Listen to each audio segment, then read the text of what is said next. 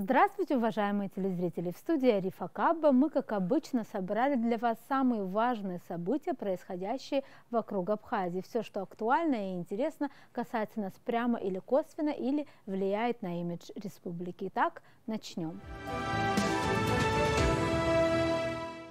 В центре внимания на прошлой неделе вновь оказалась Армения. Многие наблюдатели вслух говорили о возможном военном перевороте.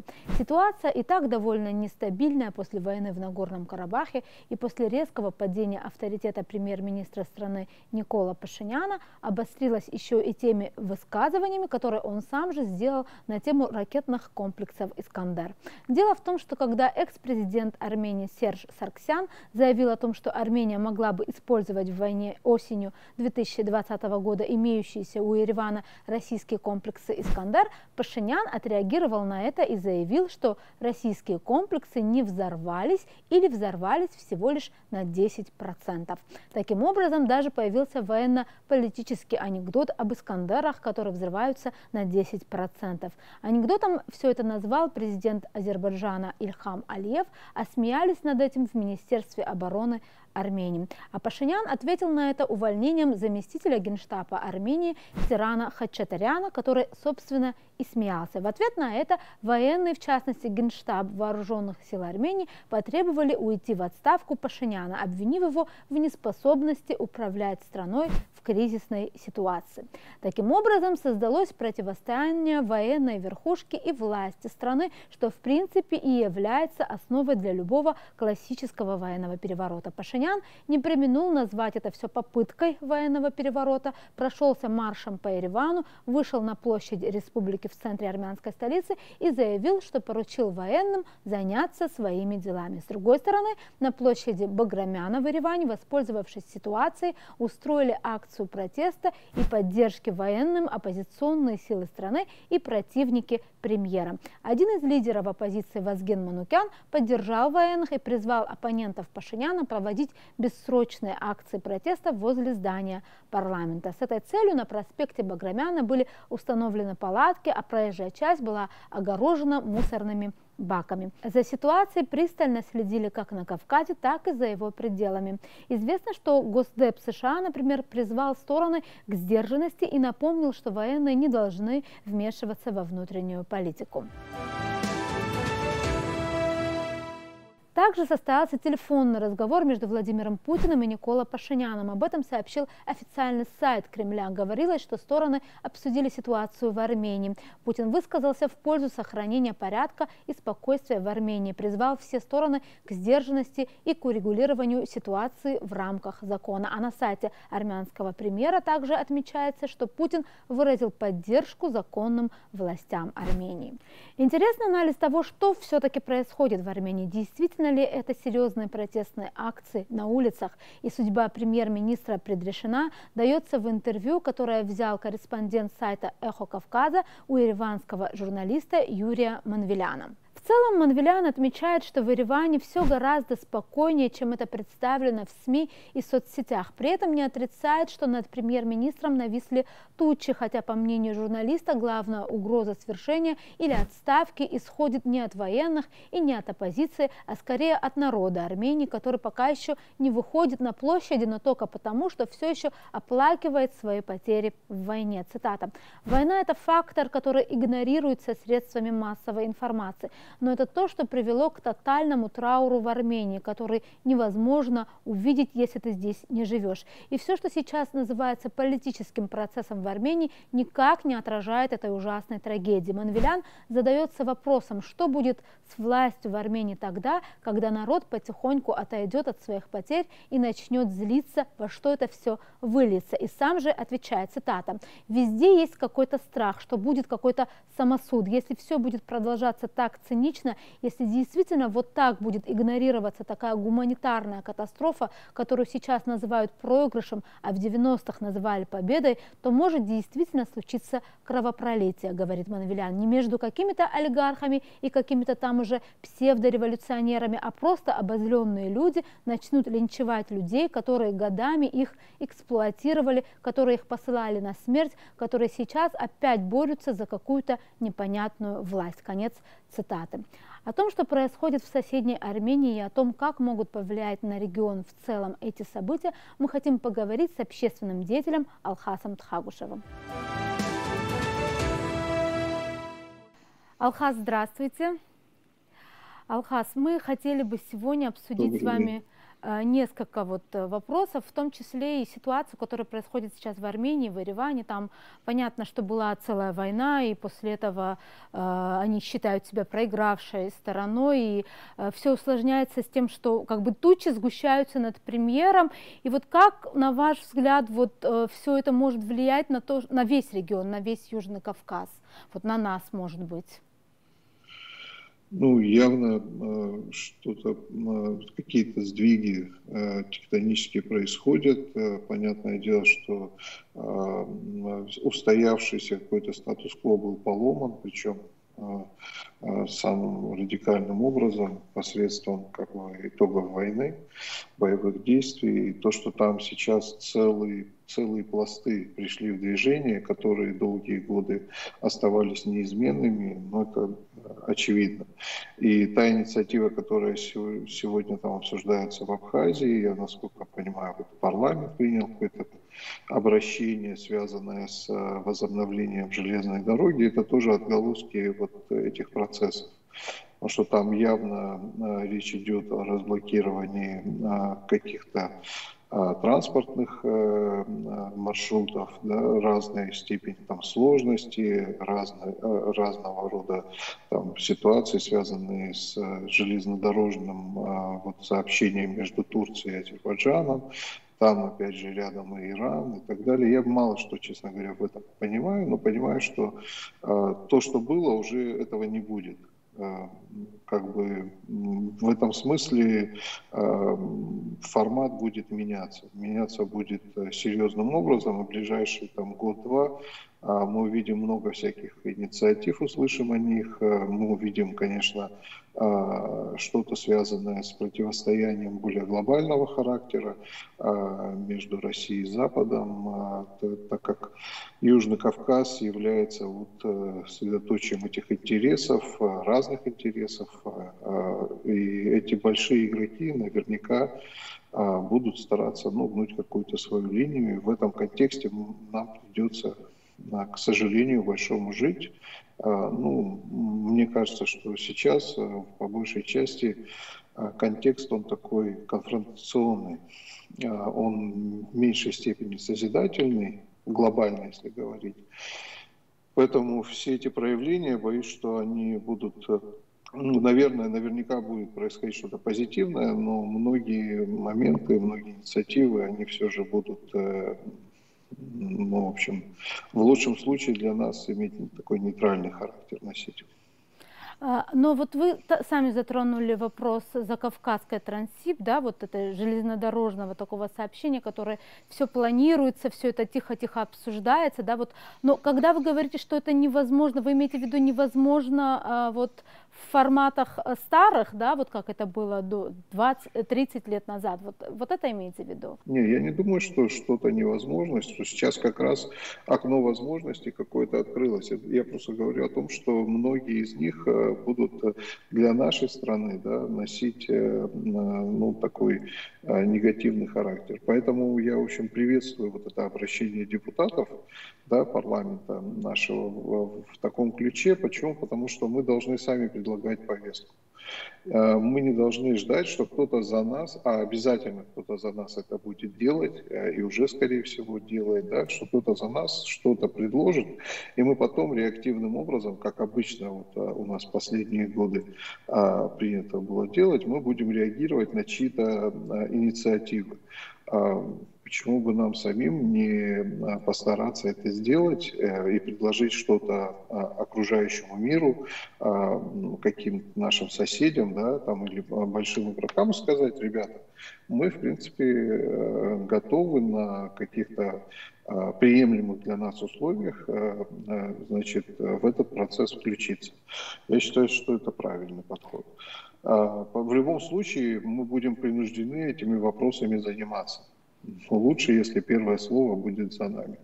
Да, то есть я так поняла, что в принципе вы поддерживаете, об этом я Стамур-Логуа вот говорил, депутат парламента, вот как раз в рамках этой передачи, о том, что если вдруг будет возобновление, да, этого проекта, то для Грузии всегда вот, между прочим, вы правы, что Грузия уже пытается в этом участвовать, то есть участвовать в проекте вот этой железной дороги, но участвовать она может только вот через Абхазию, то есть обязательно должен быть задействован наш участок, и тогда этот вопрос могут действительно решить без нас. Вот это вы, получается, да, имеете в виду, если мы как-то не проявим инициативу? Да, эта тема, она ведь не сегодня возникла. Мы знаем, что долгие годы эта тема актуализируется, да, на каких-то этапах, когда, опять же, происходят какие-то изменения в регионе, да, какой-то расклад каким-то образом меняется, и это приводит в движение, в том числе и тему коммуникации. Это естественный процесс, потому что то, в чем мы сегодня пребываем, в чем пребывает сегодня, в каком состоянии пребывает Южный Кавказ, назвать это нормой сложно. Южный Кавказ поделен на зоны, на сферы, на жесткие границы прочерчены, да, и все это, вот все эти последние там 20-30 лет мы живем в этом негативном, таком конфронтационном контексте, да, когда вместо того, чтобы думать, как созидать, вместо того, чтобы думать, как вместе развиваться, народы, которые живут рядом, они по большей части думают о том, как, значит, как себя, мы все мечтаем, ну, условно говоря, мы все живем как бы ощущением, что вот будет новая война, что будут новые какие-то конфликтные ситуации, обострения и так далее.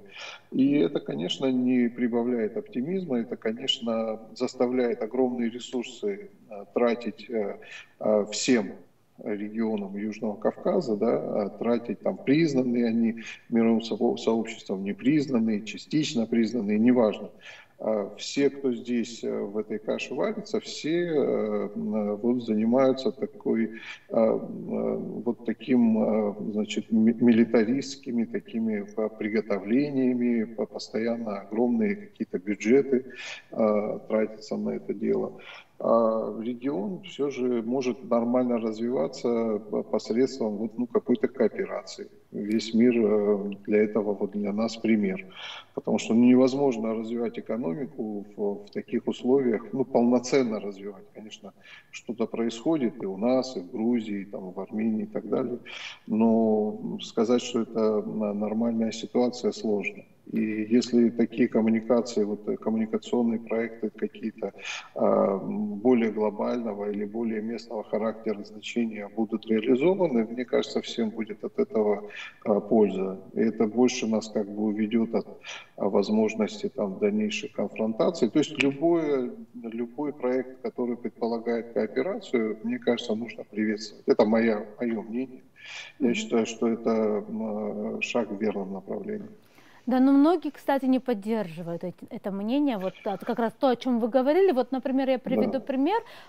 Когда случилась война в Нагорном Карабахе и стали обсуждать, что это уже война нового поколения, да, там использовались дроны, там было, то есть, и многие говорили, вот, между прочим, очень много экспертов, вот, с которыми я общалась тоже, они говорят о том, что вот как раз-таки нам нужно готовиться, может быть, мы научим некоторых людей, некоторые вот службы, да, пользоваться и готовиться к такой войне, потому что, знаете, тут тоже все не без основания, потому что вот вы знаете, например, да, что в США принят уже, в принципе, закон о том, что вот оборону они поддерживают, наращивают, то есть тут эти вот опасения, они тоже понятны, и вот в этой связи, даже если мы хотим какой-то кооперации, как мы можем проявить инициативу, как вам кажется?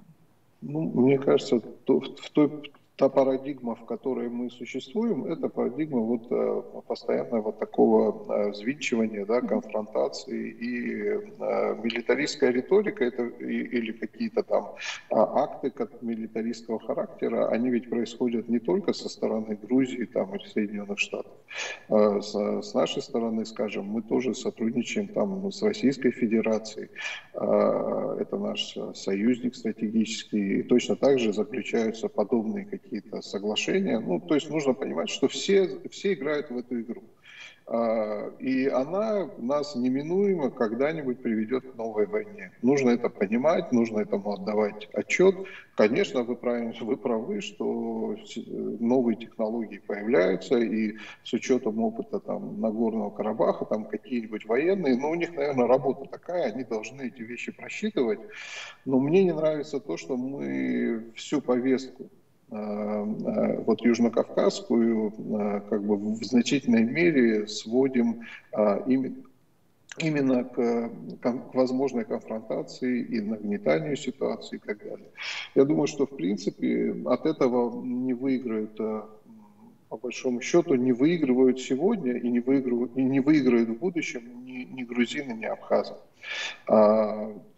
И в Грузии точно такие же мнения звучат, и есть тоже милитаристы, люди, которые говорят, да, нам нужно обязательно думать о реванше и так далее. Конечно, это все не безосновательно, но мне кажется, мне интереснее вот как бы думать, так как я не военный, да, и даже как бы, вот никаких должностей политических не занимаю, мне легче на эту тему рассуждать, но мне кажется, что мы должны уходить от этой парадигмы, мы должны стараться что-то сделать для того, чтобы сменить картинку, для того, чтобы, да ради бога, пусть военные свои там эти игры играют, кстати говоря, даже в неконфликтных регионах военные это военные.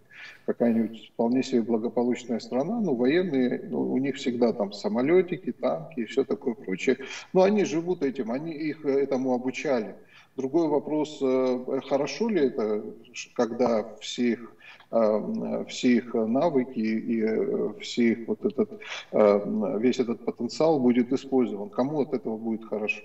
Да? От возможных новых войн. Если мы посмотрим на Карабах, должен сказать, что многие эксперты, да, я таковым, конечно, себя совершенно не считаю в этой области, у меня такой достаточно обывательский взгляд на эти вещи, но я живу в этом регионе, и там у меня есть много друзей, там из той же Армении, там кто-то я знаю в Азербайджане, и это очень обидно, что многие попытки какую-то формулу применить такого мирного разрешения конфликта, к сожалению, были упущены. И сейчас с горечью многие об этом вспоминают и говорят, когда действительно было пространство, было какое-то окно возможности, оно не раз открывалось, когда стороны уже были готовы вот к каким-то возможным соглашениям компромиссным, но нет. То есть все равно возобладала, доминировала и в итоге победила вот эта вот конфронтационная линия поведения, которая привела к очередным новым жертвам. То есть безотносительно того, кто там является победителем, побежденным и так далее. И эта история, она ведь не закончена, она не завершена. Она ровно в той же конфронтационной, в том же конфронтационном ключе уже сегодня. Новый замороженный конфликт получается. То есть, но только сейчас картинка поменялась, азербайджанцы как бы победители, а армяне как бы побежденные, но теперь армяне будут думать о реванше. И ничего хорошего ни тогда, ни сейчас это не несет региону. Ровно то же самое касается и взаимоотношений Грузии и Абхазии. То есть, если мы хотим что-то менять, вот как раз этот закон, который, там, насколько я понимаю, ежегодно принимается в тех же Соединенных Штатах, да, там, где расставляются акценты по поводу военной помощи и всего такого прочего, но для нас это ведь тоже не новость. Все годы, значит, Запад стоял за Грузией, а Россия стояла за Абхазией.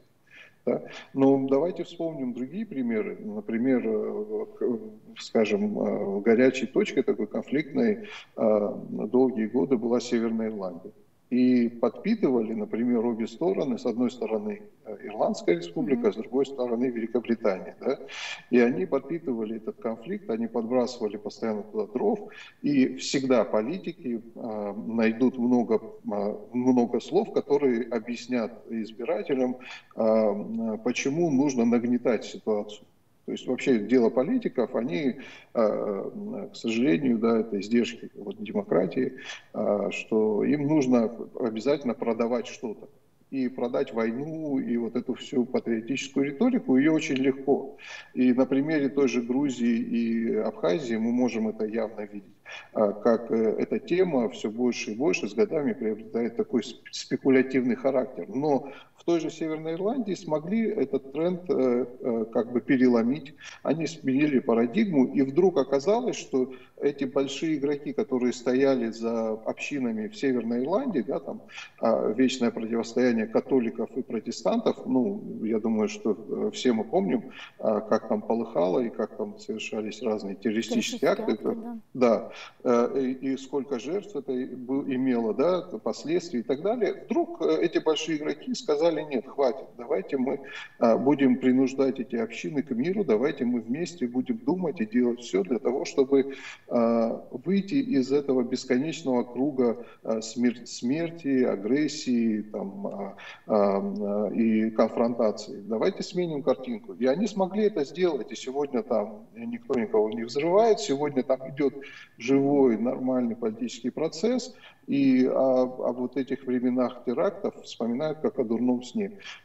Мы, к сожалению, пока не смогли этого сделать. Я могу понять, когда люди, которые потеряли близких, на эмоциональном уровне это говорят, но когда политики, особенно люди, которые никаких потерь особых не понесли во время войны, начинают разглагольствовать, вот этого я не приемлю. Алхас, спасибо вам большое за важный и интересный комментарий. Ковидные паспорта. Что это такое, кому и зачем они нужны, и почему многие считают их шагом назад?